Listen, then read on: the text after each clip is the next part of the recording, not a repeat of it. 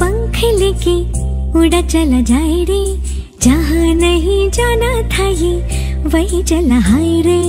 उम्र का ये ताना बाना समझ न पाए रे, जुबां पे जो मोह माया नमक लगाए रे। के देखे न भाले न जाने न दाए रे, दिशाहारा केमन बोका मुंटा रे।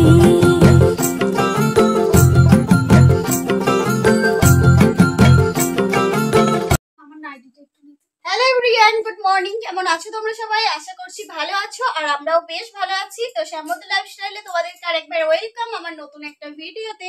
আর চলে এসেছি বাপের বাড়িতে, কালকে এসেছি। তো কালকে ভিডিও শুট করেছি, সেই ভিডিও নিশ্চয়ই তোমরা দেখেছো। তো যাই হোক, আজকে সকাল থেকে আবার ভিডিওটা স্টার্ট করলাম। চলো ভিডিওটা দেখতে থাকো, আশা করছি তোমাদের অনেক ভালো লাগবে। আর এই যে এখানে দাদা শুয়েছিল, এই বিছানাটা এখন গোছাতে হবে। আর বৌদি যেহেতু নেই, বৌদি আর মা গেছে হচ্ছে বৌদির বাপের বাড়ি সুন্দরবন। তো সেই জন্যই মেনলি আসা বাপের বাড়িতে। শ্রাবণীর শরীরটা ভালো নয়, তো সেই জন্য কাজকর্ম তো করার জন্য একটা মেয়েকেই লাগবে। বাপি দাদা ভাই এরা তো কিছুই করতে পারবে না, তো সেই জন্যই আসা। তো চলো ভিডিওটা দেখতে থাকো, আশা করছি তোমাদের অনেক ভালো লাগবে। কি অদ্ভুত তাই না? যেখানে মেয়েরা ছাড়া এক পাও এগোনো যায় না, সেখানে নারীর এত অপমান। এই যে ধরো না, আজকে মা বাড়িতে নেই বলে আমরা দুই বোনে এসেছি কিন্তু রান্নাবান্না বাড়ির যাবতীয় কাজ করার জন্য। বাড়িতে ভাই দাদা বাবা তিনটে ছেলে আছে, কিন্তু সংসার চালানোর জন্য কিন্তু একটা মেয়েকেই প্রয়োজন।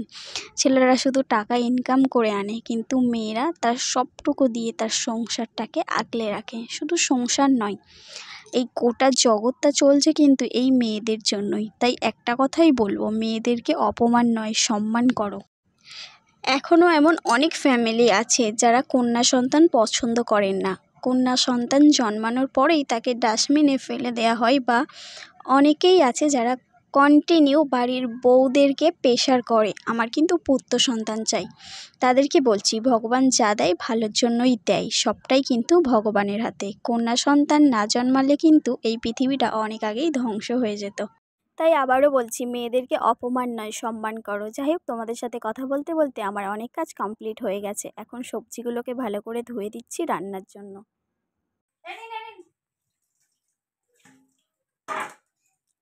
এসেছো কাজ করার জন্য, কাজ করো। মাংস ধোয়া গেছে, চিকেন ধুয়ে নিয়েছি। আর কি বড় বড় মাছের মাথা নিয়ে এসেছে বাপি, দেখো। তো এটা মাছের মাথা দিয়ে হবে শাক। একটা ছবি তুলে দাও থাম্বনেলে।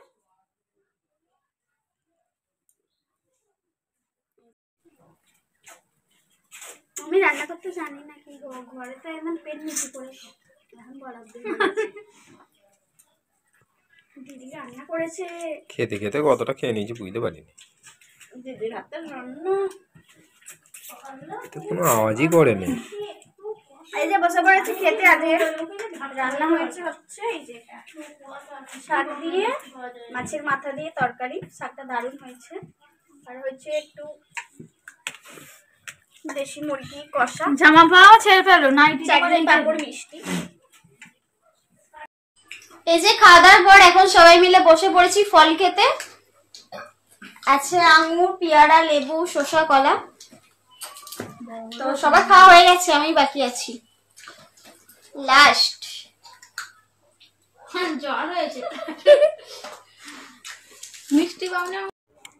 এই ভিডিওটা কিন্তু পরের দিন সকালের, কালকে আর ভিডিও শ্যুট করা হয়নি। তো যাই হোক, আজকে সকাল থেকে আবার ভিডিওটা শ্যুট করেছি, তাও আবার কিছুটা করেছি কিছুটা করিনি। বাপের বাড়ি এলে এই হয় জানো তো, ভাবি ভিডিও শ্যুট করব, এটা করব ওটা করব, কিন্তু এসে ল্যাদ খেতে খেতেই সময় চলে যায়, ভিডিও শ্যুট করাই হয়নি। তো একটু করি তো আর করি না, ভালো লাগে না, শুই, ফোন ঘাঁটি, এই করতে করতেই সময় চলে যায়। যাই হোক, সকালবেলা এখন ডিম সিদ্ধ করব, তাই এখান থেকে ডিম নিয়ে নিচ্ছে। আর দেখো ডিমগুলো একটা ফেটে গেছে, ওটাই দেখছিলাম সবাই মিলে। আর এখানে আমাদের কিন্তু ডিম সিদ্ধ হয়ে গেছে। তো সকালের ব্রেকফাস্টটা করে নিই। ব্রেকফাস্টে রয়েছে হচ্ছে ডিম সিদ্ধ, কলা আর হচ্ছে পরোটা। তো একটার বেশি আমি পরোটা খেতে পারি না, সো সেই জন্য একটাই পরোটা নিয়েছি। এটাই সকালের ব্রেকফাস্ট হয়ে যাবে।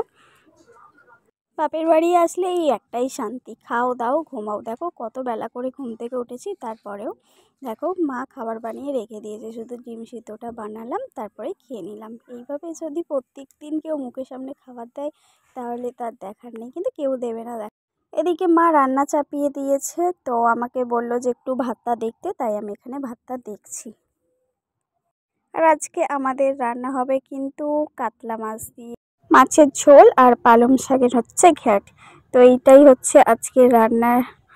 তো আজকে খেয়ে দিয়ে বাড়ি চলে যেতে হবে। কাল থেকে কত কাজ করতে হবে সংসারের, তো কি আর করা যাবে বলো। শ্বশুরবাড়ি তো যেতেই হবে, বাপের বাড়ি আর কতদিন থাকবো। আবার একটা সমস্যা কি বলো তো, বাপের বাড়ি যদি 1 সপ্তাহের বেশি 2 সপ্তাহ থাকো তো পাড়ার লোকের কানাঘুষা তো আছেই।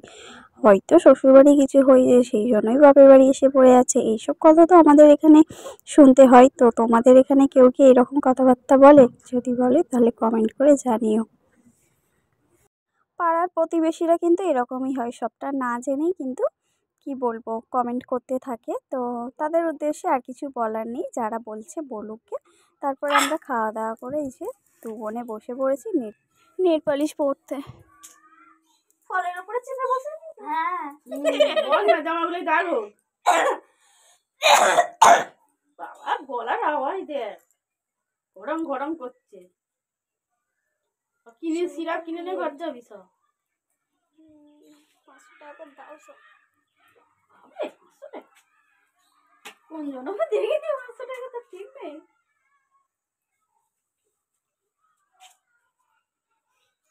কত জীবন 500 টাকা মুখ দেখিনি আমি।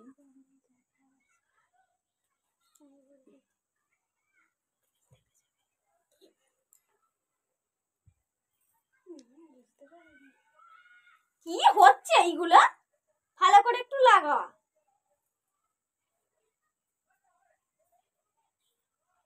খুদ কাটানোর জন্য তোকে যতই ভালো করে দেখো মা দেখো, এই দেখো এইদিকে ফাঁকা এইদিকে ফাঁকা। তুই তো হাতগুলো একটু সরাবি তো, তুই যদি স্ট্যাচু করে রেখে দিস তোর হাত স্ট্যাচু হয়ে যাবে।